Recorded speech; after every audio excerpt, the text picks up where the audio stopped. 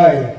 पहा, पुष्कळचे आपण अनुभव ऐकले, मार्गदर्शन झाले, पण या मार्गात येणारे सेवक खरोखरच दुःखी, कष्टी, रोगी, महारोगी, टीबी वाले, कॅन्सर वाले, भूतबाधे वाले, वाईट व्यसन करणारे, दारूवाले, सट्टेवाले, जुवेवाले या मार्गामध्ये आलेले आहेत आणि बाबांनी दिलेले तत्व शब्द नियमाचे पालन आपल्या सर्व दुःख दूर केलेले आहेत.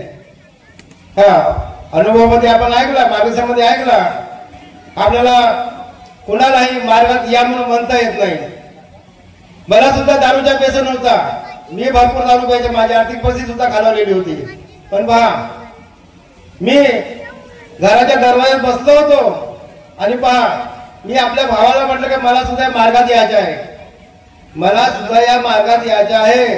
तर माझा मोठा भाऊ काय म्हणतो, मी तुला ओळखतच नाही, आम्ही दोघंच भाऊ, पण तो काय म्हणतो, ओळखत नाही. ही या मार्गाची रूपरेषा आहे. म्हणून आपल्याला कोणालाही आपण म्हणतो माझ्यावरचे दुःख संपले, मला सुख शांती समाधानी आहे, आपल्याला वाटतं की तो सुद्धा सुधारला पाहिजे. त्याच्याकरिता आपण म्हणतो की चला बाई तुम्ही आमच्या मार्ग असाच आहे, त्यावेळी तुम्ही सध्या दुरुस्त व्हा अशी आपली इच्छा असते. पण तो काय ज्याचे धन दौलत असते ते मार्गात येते, पण त्यांना मार्गाची रूपरेषा माहीत असते आणि त्याच्यावर कोणते दुःख आले आता या अनुभवाच्या माध्यमातून आपण या ठिकाणी ऐकलेलो जाऊ. पण पहा, आणि आता काही दिवसापूर्वी दसरा गेला आणि दसऱ्याच्या दिवशी मी मोबाईलवर पाहिला का सर्वांनी दसऱ्याच्या हार्दिक शुभेच्छा, दसऱ्याच्या हार्दिक शुभेच्छा लिहिलेला होता, असे स्टेटस दिसले. पण पहा, आपण काय केलं, भगवान बाबा हनुमानजी, मी जीवनात केलेली सर्व पूजा व जुने विचार बंद केले, मी मरीन किंवा जगीन, जीवनात एकच भगवंत बाबा हनुमानजीलाच मानेन. ते आपण वचन देतो. कुणीकडे चालला सेवा, कुणीकडे चालला. आपला सर्वात मोठा सण आता दिवाळी येत आहे, दिवाळीच्या सुद्धा भरपूर शुभेच्छा येणार आहे. पण आपली दिवाळी कोणती आणि बाबांनी आपल्याला कोणती दिवाळी करायला सांगली आहे. आपलं षष्ठीचे हवन हा आपला सर्वात मोठा सण आहे, ती आपली सर्वात मोठी दिवाळी आहे. आपण काय करतो, षष्ठीच्या हवनाला कसाही चालू द्यानं, केव्हाही करून काही करून असे आपले विचार असतात. पण बाबांनी सांगितलेला आपला सर्वात मोठा सण जो आहे तो षष्ठीचा हवन आहे. बाबा आपल्या या मार्गामध्ये स्त्रिया हवन घडवतात, स्त्रिया हवन घडवतात. अशा कोणत्याच मार्गामध्ये नाही का स्त्रिया हवन घडवतात. असा आपला हा मार्ग साधा आणि सोपा मार्ग आहे, तेवढा कठीण बी आहे, तेवढा कठीण आहे. त्याच्या कार्यामध्ये बंधनं पाळावं लागतात. बंधनं पाळल्यामुळे काय काय होतं हे सुद्धा आपण या ठिकाणी ऐकलेलं आहे. बाबा व्यक्तिगत हार स्वीकारत होते, त्याकरिता आपण सार्वजनिकरित्या जसा आजचा कार्यक्रम आहे, या ठिकाणी चर्चा बैठक आहे, ह्या चर्चा बैठकीत आपण जी वर्गणी जमा करतो सर्वांकडून, त्या वर्गणीच्या माध्यमातून आपण जो हार आणतो हा आपण सर्वांनी आपण भगवंताला हार चढवतो, हे बाबाला मान्य आहे. म्हणून आपण ही चर्चा बैठक, हे असे कार्यक्रम, सेवक संमेलन हे असे आपण वेळोवेळी घेत असतो आणि त्या कार्यक्रमाच्या माध्यमातून आपल्या या मार्गाच्या प्रचार आणि प्रसार झाला पाहिजे यासाठी आपण कार्य करत असतो. आणि चर्चा बैठकीचे महत्व सुद्धा आता सांगितलेलं आहे झेंडा साहेबांनी. चर्चा बैठकीला काय झालं, तुमच्या किती दुःखी होत्या, तुम्ही चर्चा बैठकीला गेले आणि म्हणतल्यामुळे त्या ठिकाणी भगवंताला एक बघा बाबा मी आपलं काम सोडून तुमच्या या चर्चा बैठकीला आलो आणि माझ्यावर हे दुःख आहे, हे दुःख दूर करा. क्षणात दूर करते, काही एक लागत नाही. एक सेवक होता, त्याच्या वार्डात म्हणजे चर्चा बैठक होती आणि त्याला म्हटलं, त्याच्या वार्डात चर्चा बैठक होती आणि तो कुठे गेला, आश्रमला गेला. अरे त्याची आई वगैरे चर्चा बैठकीत आली होती. मी सुद्धा त्या चर्चा बैठकीत बसलो होतो, बाहेर बसलो होतो, पुढच्यावर आतमध्ये जागा नव्हती, बाहेर बसलो होतो. आणि पहा भगवंतानी त्याला चर्चा बैठकीत कसा आणला हा एक अनुभव आहे. तो गेला परिवाराला घेऊन आश्रमला गेला आणि त्याच्या घराजवळ चर्चा बैठक. तो सेवक आला, घरी गेला, शेवटची वेळ होती, तो घरी गेला आणि घरी गेल्यानंतर त्याच्या चर्चा बैठकीत होती. त्याच्याने चाबी जी घरची होती ती आपल्या सोबत आलेली होती. त्याला वाटलं की बाहेर राहून काय करू, आणि तो खरोखरच तो आपला त्या ठिकाणी चर्चा बैठकीला आला आणि मला काय म्हणतो, काकाजी नमस्कार.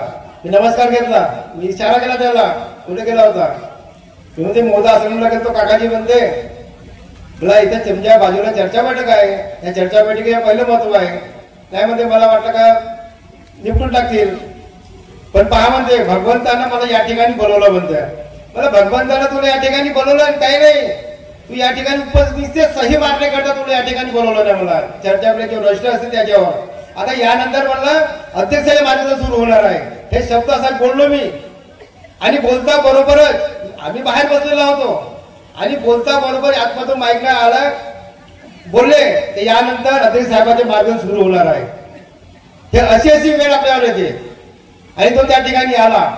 पण मला तुला बोलता येणार नाही, काही करता येणार, तुला ऐकता येणार अशी अध्यक्षाच्या मार्गाने. बाकी लोकांचे कोणते कोणते अनुभव आले, एवढ्या लोकांना आपल्याला अनुभव सांगितला, त्याचा काही मिळाला तुला, काही मिळालं का प्रसाद मिळाला, काही नाही मिळाला तुला. म्हणून आपण एक काम बाजूला सोडून जाता येते, आपण आश्रमला जाता येते. सकाळच्या वेळेच्या आपल्या 2 वाजताच्या नंतर हवं आपल्या चर्चावर सुरू त्या चर्चा भेटीला तुम्ही या, त्या ठिकाणी आपल्याला चांगले अनुभव ऐकायला मिळतात. आमचा सुद्धा अनुभव आहे, मी सुद्धा दारू पेत होतो, भरपूर दारू प्यायचे आम्ही. त्या गाड्यात आर्थिक परिस्थिती सुद्धा माझी खराब होती, एकदमच बेकार होती. माझा अनुभव आहे. नवीन वर्ष ज्यावेळेस लागते त्यावेळेस मोहल्ल्यात वाड्यात पुष्कळचे लोक आपले पार्ट्या बनवतात, हे सर्व आराम करतात, फटाके फुटा सर्व करतात. त्या दिवसाची आठवण आहे. आपण सेवकांनी मार्गाने जो पहिला दिवस आहे हा पहिला दिवस लक्षात ठेवला पाहिजे. त्या दिवशी नवीन वर्षाच्या दिवशी आमच्या घरी एक अन्नाचा दाना नव्हता, अन्न शिजलेला नव्हता. आमच्या कुटुंबात आम्ही पती पत्नी 2 मुलं 1 मुलगी असा 5 छोटा परिवार होता. तो सर्व आम्ही त्या दिवशी उपाशी झोपला आणि त्यानंतर मग मी ठाणला मनामध्ये नाही मी या मार्गाचा स्वीकार केल्याशिवाय राहणार नाही. आणि पहा या मार्गाचा स्वीकार केला तेव्हापासून स्वीकार केल्यानंतर मी एक अनुभव आहे. मी मार्गदर्शकाकडे गेलो, आमचे मार्गदर्शक परभाजी वराडी त्याच्याकडे गेलो. गुरुजी मला माझा असा असा आहे, मला सांगितला वेळ कमी आहे, साखर मी सांगतो. मला आर्थिक परिस्थिती खराब आहे, दारूच्या व्यसन आहे, कुटुंबामध्ये 5 लोक आम्हाला कार्य करायचे आहेत आणि हे कार्य मरण्याचे आहे. माझा भाऊ सुद्धा म्हणत होता तुझ्या मार्गात नको येऊ म्हणे, तू मार्गात नको येऊ. त्याला मी म्हणतो का नाही ना तू येऊच नको म्हणे. मी मला नाही म्हणला.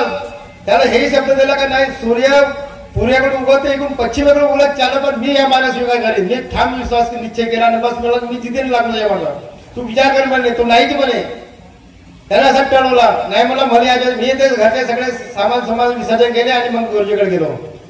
मार्गदर्शकाकडे त्यांनी सुद्धा कार्य दिले नाही, त्यांनी नुसता शब्द दिला आणि शब्दामध्ये त्यांनी सांगितलं का तू योग या पद्धतीने माग. मनातल्या मनात बाबा हनुमानजी म्हणायचे, मनामध्ये माग भगवान बाबा हनुमानजी माझी दारू सुटू द्या आणि आहे माझी आर्थिक परिस्थिती खालावलेली एक उंच येऊ द्या, असा मनातल्या मनात योग माग. आणि त्याबद्दल पहा 3 दिवस मी शब्दावर राहिलो. 4थ्या दिवशी गुरुजीकडे गेलो पुन्हा.